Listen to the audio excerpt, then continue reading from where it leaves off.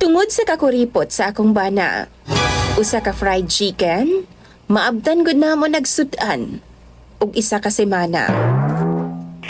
Maayong adlaw kanimo DJ Sam ingon mana sa imuha mga suking viewers ug followers. Itago na lang ko sa pangalang Sheila. Ex-OFW ko DJ Sam, pero duha lang ko kabalikan na sa Dubai, kay lagi di gyud makaya ang kamingaw sa akong pamilya. Dagko na pod ang akong duha ka mga anak karon DJ Sam.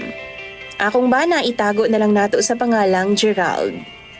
Grabe jud ka kuripot, as in kuripot pasta nang nangamatay ang akong bana. Nagpakasalming duha sa una no nangambit ra jud mig karne. Bisan pa man na ay mga amot sa paryente DJ Sam ug kaila namo. Tigumon na lang daw namo to ang among kwarta kung naaman galing. Kay naa pa daw mahinungdanon nga mga butang sa umaabot. Kabaw mo DJ Sam, okay raman? Maayo man ang iyahang tumong ang magtigom. Pero usahay manubra na gyud. Puryagaba na gyud ang akong bana. Napulaan na kaayo ko. Kay pati ba naman pagkaon namo og sa mga bata tipid gyud kaayo niya. Napa ko'y savings sa DJ Sam sa akong pag-abroad, of course. Gusto na akong gamiton para mahatagan pod og maayong pagkaon ng akong mga anak. Masuroy sila. Pero masuko ang akong bana DJ Sam kay di daw na importante. Kay baw mo, tindero sa palengke ang akong bana. Nagudon tay isda nga ginahatag usahay sa iyang amo kay isdaan man ang iyang trabaho. Pero magbilin ra na siya og usa ka buok DJ Sam. Tapos ibaligya na dayon niya ang uban. Kana bitawng isda nga gamay DJ Sam isa ka buok, maabta namo nag isa ka semana.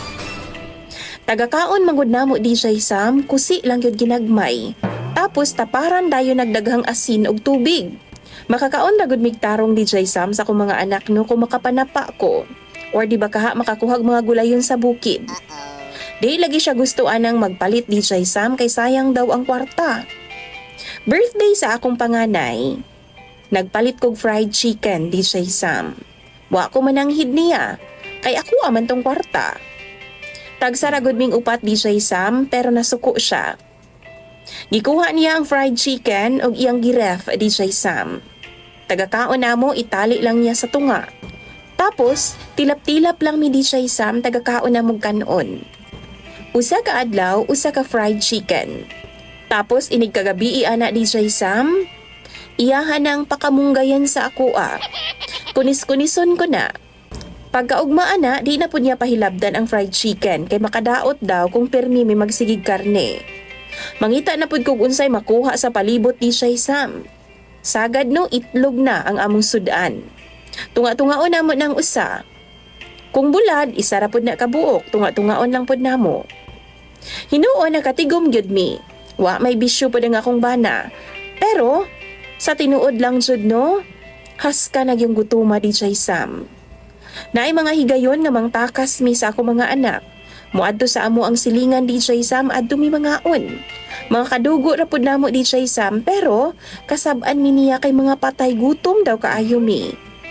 Naaman daw pagkaon sa balay nganong kinahanglan mamili pa daw mi. Alangan DJ Sam. Dito lang man in taon makakaon og lami ang ako mga anak sa amo mga silingan. Iya pang bawalan. Kay baw ka, usahay no kanang nailakaw ang akong bana, bangkahan dyan akong kaon ang akong mga anak. Isuray na ako sila syudad, pakanon og lami og taman, pero once in a blue moon ragi na may tabo kaayo. Karon, tungod gusto makatilaw og lami ang akong mga anak, nihangyo ko sa akong bana DJ Sam nga pwede ba, dili nami magkinuripot.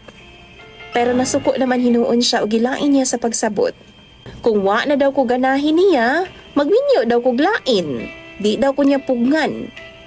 Nasuko man hinuon DJ Sam. Mao nang magpatambag ko sa imo mga viewers ba kung unsay angay na kong buhaton ning akong sitwasyon karon. Para sa akong mga anak. Tan-aw ninyo, kaya pa ba ning resolbahon ang batasan sa akong bana? Tambagi daw ko ninyo sa comment section. Imong sender DJ Sam og follower, Sheila.